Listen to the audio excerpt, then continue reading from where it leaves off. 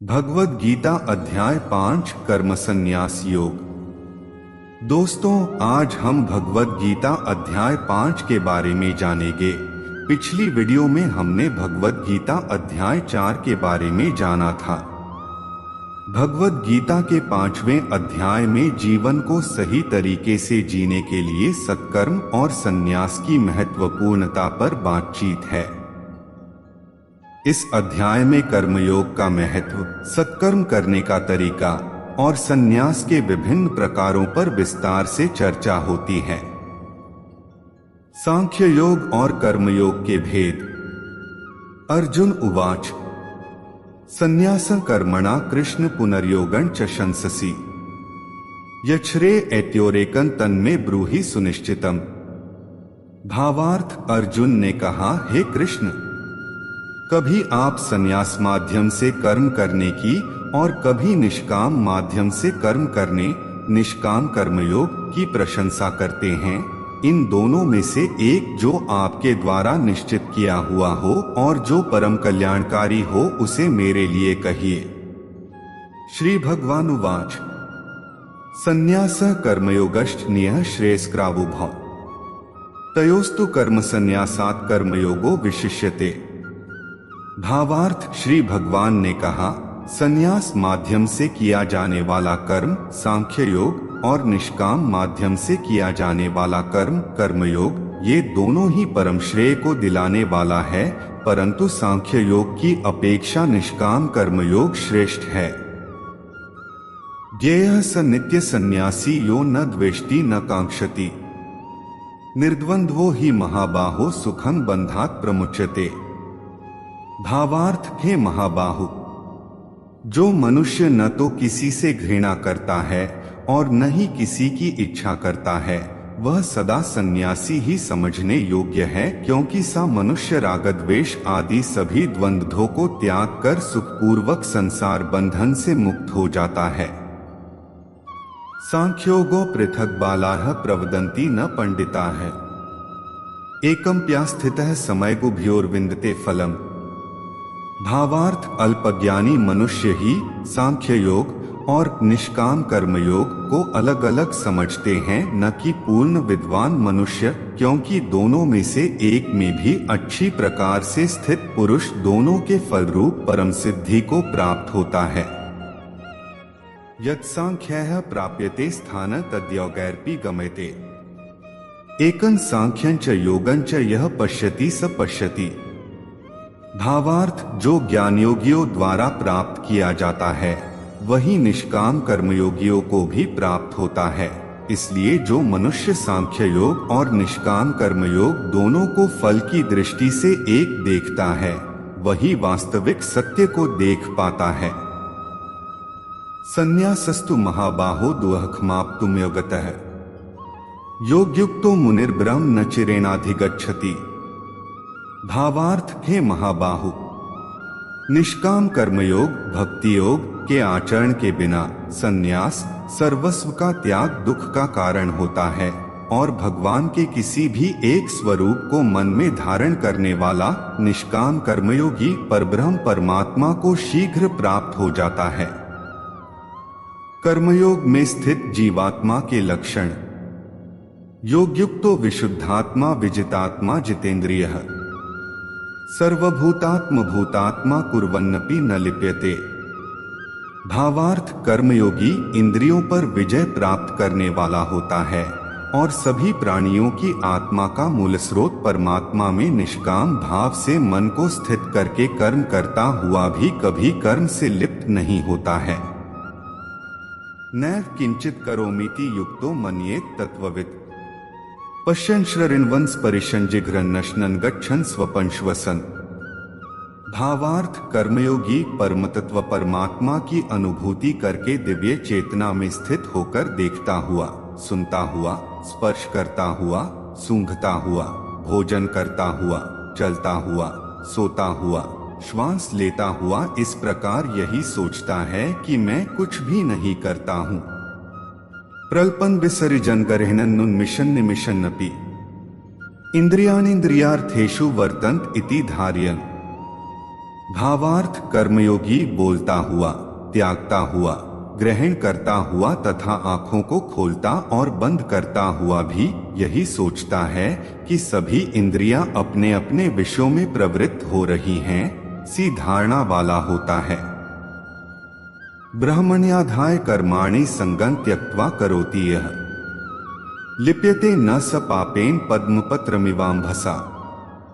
भावार्थ कर्मयोगी सभी कर्मफलों को परमात्मा को समर्पित करके निष्काम भाव से कर्म करता है तो उसको पाप कर्म कभी स्पर्श नहीं कर पाते हैं, जिस प्रकार कमल का पत्ता जल को स्पर्श नहीं कर पाता है। कायेन मनसा बुद्धया केवलैरिन्द्रियर्पि योगिनः कर्म कुर्वन्ति सं त्यक्त्वात्मशुद्धये। भावार्थ कर्मयोगी निष्काम भाव से शरीर, मन, बुद्धि और इंद्रियों के द्वारा केवल आत्मा की शुद्धि के लिए ही कर्म करते हैं। युक्तः कर्मफलं त्यक्त्वा शान्तिमाप्नोति नैष्ठिकी अयुक्तः कामकारेण फले सक्तो निबध्यते। भावार्थ कर्मयोगी सभी कर्म के फलों का त्याग करके परम शांति को प्राप्त होता है और जो योग में स्थित नहीं वह कर्मफल को भोगने की इच्छा के कारण कर्मफल में आसक्त होकर बंध जाता है।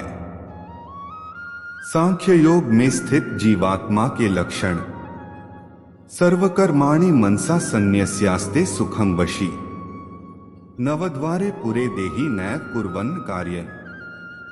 भावार्थ शरीर में स्थित जीवात्मा मन से समस्त कर्मों का परित्याग करके वह न तो कुछ करता है और न ही कुछ करवाता है, तब वह 9 द्वारों वाले नगर स्थूल शरीर में आनंद पूर्वक आत्मस्वरूप में स्थित रहता है।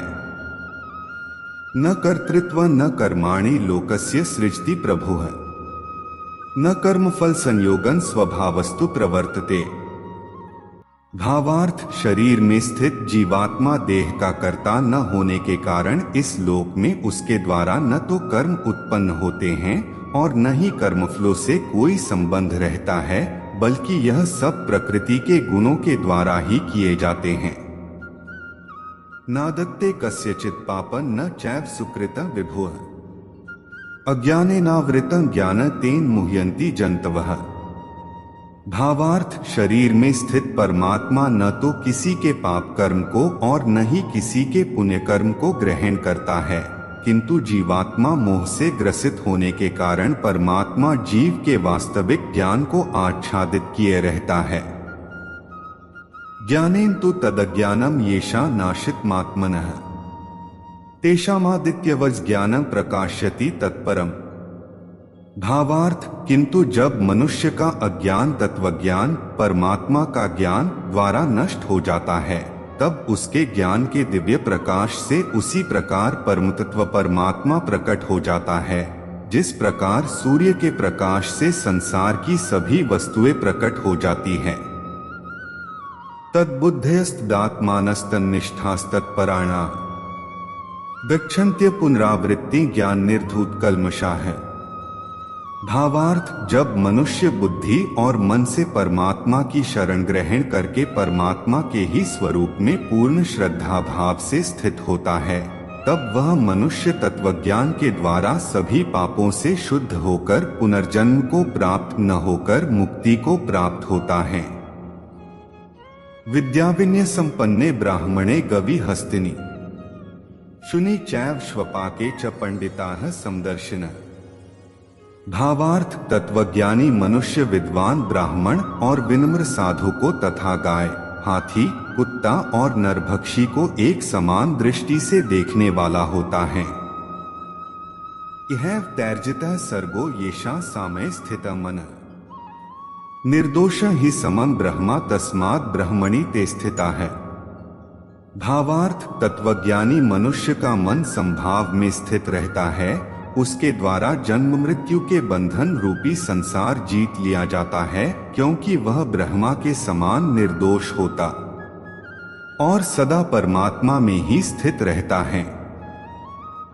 न प्रहृष्यत प्रियं प्राप्य नोद्विजेत प्राप्य चाप्रियम् स्थिर बुद्धिर सम्मूढ़ो ब्रह्मविद ब्रह्मणि स्थितः। भावार्थ तत्वज्ञानी मनुष्य न तो कभी किसी भी प्रिय वस्तु को पाकर हर्षित है और न ही अप्रिय वस्तु को पाकर विचलित होता है। सा स्थिर बुद्धि मोहरहित ब्रह्मा को जानने वाला सदा परमात्मा में ही स्थित रहता है। बाह्य स्पर्शिष्वसक्तात्मा विन्दत्यात्मनि यत् सुखम स ब्रह्मयोग युक्तात्मा सुखमक्षमश्नुते। भावार्थ तत्वज्ञानी मनुष्य बाहरी इंद्रियों के सुख को नहीं भोगता है, बल्कि सदैव अपनी ही आत्मा में रमण करके सुख का अनुभव करता है। सा मनुष्य निरंतर परब्रह्म परमात्मा में स्थित होकर असीम आनंद को भोगता है। ये ही संस्पर्शजा भोगा दुहख्योने एवते आद्यंतवन्तः कौन्तेय न तेषु रमते बुधः। भावार्थ हे कुंती पुत्र अर्जुन, इंद्रियों और इंद्रिय विषयों के स्पर्श से उत्पन्न कभी तृप्त न होने वाले यह भोग प्रारंभ में सुख देने वाले होते हैं और अंत में निश्चित रूप से दुख्योनि के कारण होते हैं। इसी कारण तत्वज्ञानी कभी भी इंद्रिय सुख नहीं भोगता है। शक्नोति है यह सोढ़ो प्राक शरीर विमोक्षणात् काम क्रोधोद्भवम वेगन स युक्तः स सुखी नरः। भावार्थ जो मनुष्य शरीर का अंत होने से पहले ही काम और क्रोध से उत्पन्न होने वाले वेग को सहन करने में समर्थ हो जाता है, वही मनुष्य योगी है और वही इस संसार में सुखी रह सकता है। योऽन्तः सुखोऽन्तरारामस्तथान्तर ज्योतिरेव यः स योगी ब्रह्म निर्वाणं ब्रह्मभूतोऽधिगच्छति।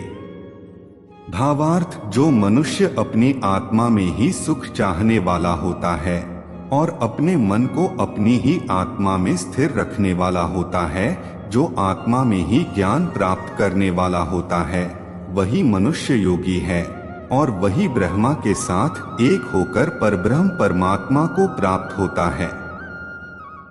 लभन्ते ब्रह्म निर्वाणम ऋषयः क्षीणकल्मषाः छिन्नद्वैधा यतात्मानः सर्वभूतिते रताः। भावार्थ जिनके सभी पाप और सभी प्रकार दुविधाएं ब्रह्मा का स्पर्श करके मिट गई हैं, जो समस्त प्राणियों के कल्याण में लगे रहते हैं, वही ब्रह्मज्ञानी मनुष्य मन को आत्मा में स्थित करके परम शांति स्वरूप परमात्मा को प्राप्त करके मुक्त हो जाते हैं। काम क्रोध वियुक्ताना यतीना यच्चेतसा अभितो ब्रह्म निर्वाण वर्तते विदितात्मना।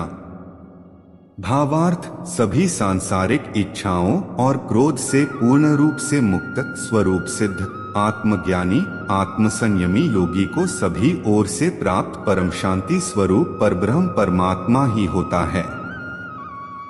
भक्तियुक्त ध्यान योग का निरूपण। स्पर्शांकृत्वा बहिर्बाह्यांश चक्षुश्चैवांतरे भ्रुवोः प्राणापानो समौ कृत्वा नासाभ्यंतरचारिणो यतेन्द्रिय मनोबुद्धिर्मुनिर्मोक्ष प्रायण है। विगतेच्छाभ्य क्रोधो यह सदा मुक्त एव सह।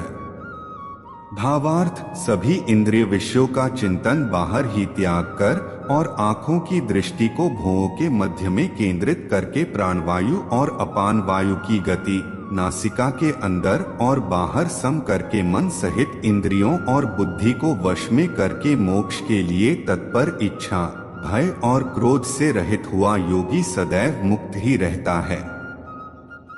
भोक्तारं यज्ञतपसा सर्वलोक महेश्वरम सुहृदं सर्वभूताना ज्ञात्वा मां शांतिमृच्छति। भावार्थ सा मुक्त पुरुष मुझे सभी यज्ञों और तपस्याओं को भोगने वाला, सभी लोकों और देवताओं का परमेश्वर तथा संपूर्ण जीवों पर उपकार करने वाला परमदयालु एवं हितैषी जानकर परम शांति को प्राप्त होता है।